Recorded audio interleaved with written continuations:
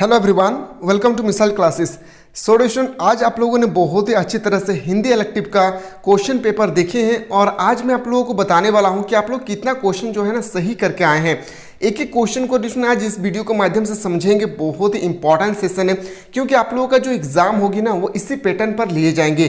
जो weekly test हो रहे हैं, आप लोग सोचते होंगे सर हम लोगों को तो 40 मार्क्स का ऑब्जेक्टिव, 40 मार्क्स का सब्जेक्टिव पूछे जाएंगे, पर हम लोगों का 20 मार्क्स कहाँ से मिलेंगे। तो ये जो 20 मार्क्स है ना, यही ब्लूप्रिंट का एग्जाम का जो एक डाटा निकाला जाएगा, जो एक एवरेज निकले जाएंगे, उस एवरेज के माध्यम से ही आपको 20 में से कितना मार्क्स आप एवरेज मार्क्स लाए हैं उसी को अकॉर्डिंग किया जाएगा और काउंट करने के बाद उसको आप लोगों को फाइनल रिजल्ट में ऐड कर दिया जाएगा। तो इसलिए मैं कहता हूं हर एक वीडियो में कि आप लोग ना कभी भी ब्लूप्रिंट के एग्जाम को आप लोग मिस ना करें, क्योंकि ब्लूप्रिंट का एग्जाम जो है ना दोस्तों बहुत ही इंपॉर्टेंट है। अगर अपने घर पे कोई भी काम वगैरह है, सब काम को छोड़े और ब्लूप्रिंट के एग्जाम में जाकर अच्छी तरह से तैयारी करें और ब्लूप्रिंट के एग्जाम में जाकर बैठे। तो चलिए दोस्तों, मैं आपको जो बताने वाला हूं ध्यान से देखिएगा।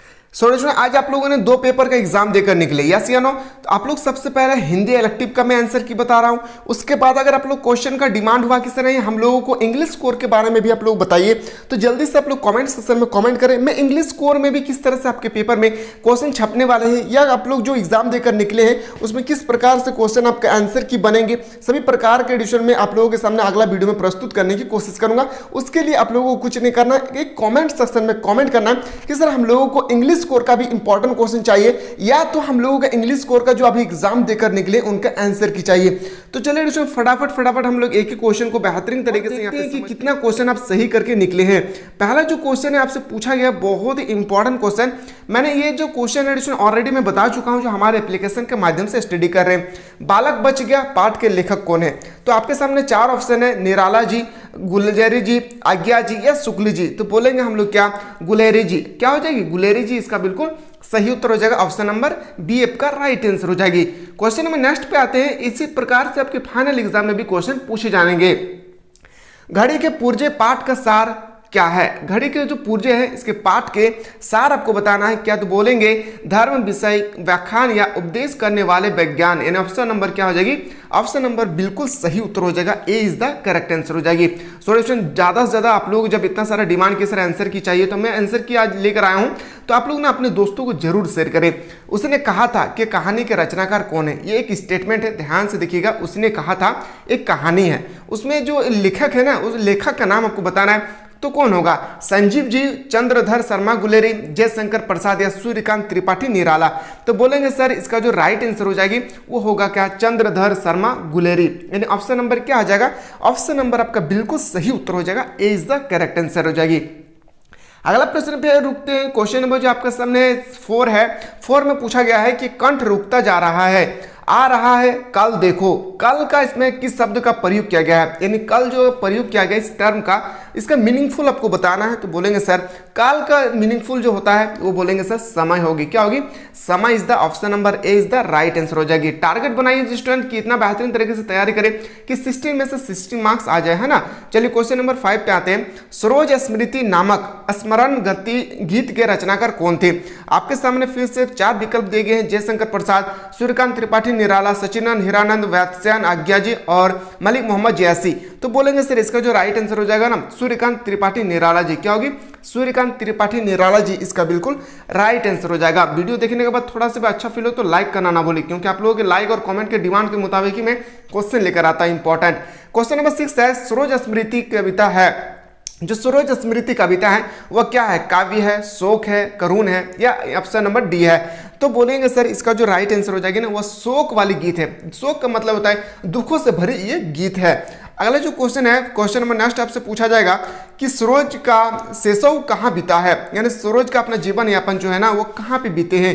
आपके सामने फिर से 4 विकल्प दिए गए हैं। अपने दादी के पास, अपने ननिहाल में, अपने पिता के पास, अपने बुआ के पास। तो बोलेंगे सर इसका जो राइट आंसर हो जाएगी ना अपने नानिहा के पास। अपने नानिहा का मतलब होता है अपने नानी के घर में वो अपने जीवन यापन गुजारे थे। ये कहानी बहुत ही रोचक वाली कहानी है, दुख भरी कहानी है। मैंने ऑलरेडी आप लोगों को एप्लीकेशन में पढ़ा चुका हूँ, है ना। क्वेश्चन नंबर 8 पे आते हैं। निराला अपने हाथों से किसका तर्पण करना चाहते थे? अपनी पत्नी का, अपनी बेटी का, अपने माता पिता का या अपने बच्चे का? तो मैं बताऊं, जो निराला जी है, सूर्यकांत त्रिपाठी निराला जी है, इसमें उन्होंने अपने, याद रखिएगा, अपने सरोज स्मृति बेटी जो थी वो बेटी के बारे में वो बताते थे। तो बोल सकते हैं इस प्रकार की इसका बेटी, इसका राइट आंसर हो जाएगी। क्या हो जाएगा? अपनी बेटी का। ऑप्शन नंबर बी आपका राइट आंसर हो जाएगा। मैंने आपसे कहा था कि जो प्रसिद्ध जो लेखक है ना, उसका जीवन परिचय के बारे में आप लोग थोड़ा थोड़ा स्टडी कर लेंगे, क्योंकि ना फाइनल एग्जाम में ना 5 क्वेश्चन आपसे ऐसे पूछे जाएंगे कोई भी लेखक के संबंधित, चाहे वो सूर्यकांत त्रिपाठी निराला हो, सचिनंद हीरानंद वात्स्यायन हो, चाहे आपका प्रेमचंद हो, कोई भी हो, क्योंकि जो प्रसिद्ध जो हम लोगों का लेखक होती है ना, इससे रिलेटेड उनका जन्म स्थान, उनका मृत्यु और कहाँ पे उनके जन्म हुई थी, कब हुई थी, ये सब क्वेश्चन फाइनल एग्जाम में पूछे जाते हैं। तो यहाँ पे आपसे कहा गया है कि सचिनंद हीरानंद वात्स्यायन आज्ञा जी का जन्म कब और कहां हुआ था? तो बोलेंगे सर 7 मार्च 1911 कुशीनगर उत्तर प्रदेश में। कहां पे? 7 मार्च 1911 कुशीनगर उत्तर प्रदेश में। ऑप्शन नंबर आपका बिल्कुल सही उत्तर हो जाएगा, बी आपका राइट आंसर हो जाएगा। अगर आप लोग इंग्लिश स्कोर का भी चाहते हैं सर, जल्दी से हम लोग इंग्लिश स्कोर का भी हम लोग को प्रोवाइड करें आंसर की, तो आप एक दबा करके एक बार कॉमेंट करें और ज्यादा से ज्यादा अपने दोस्तों को शेयर करें। यह दीप अकेला कविता में दीप किसका प्रतीक है? यह दीप अकेला में दीप का क्या प्रतीक है यहाँ पे? तो इसका जो प्रतीक है तो बोलेंगे मनुष्य से। क्या है? मनुष्य का। ऑप्शन नंबर क्या हो जाएगा? ऑप्शन नंबर ए आपका राइट आंसर हो जाएगी। चलिए अगला जो हम लोग का क्वेश्चन पूछा जा सकता है, क्वेश्चन नंबर जो पूछा गया है, मैंने देखा एक बूंद कविता का सार क्या है? मैंने देखा एक बूंद कविता का सार क्या है? तो बोलेंगे सर ये जो सार होगी ना वो होगा समुद्र की विशेषता के बारे में बताया गया है। क्या बोलेंगे?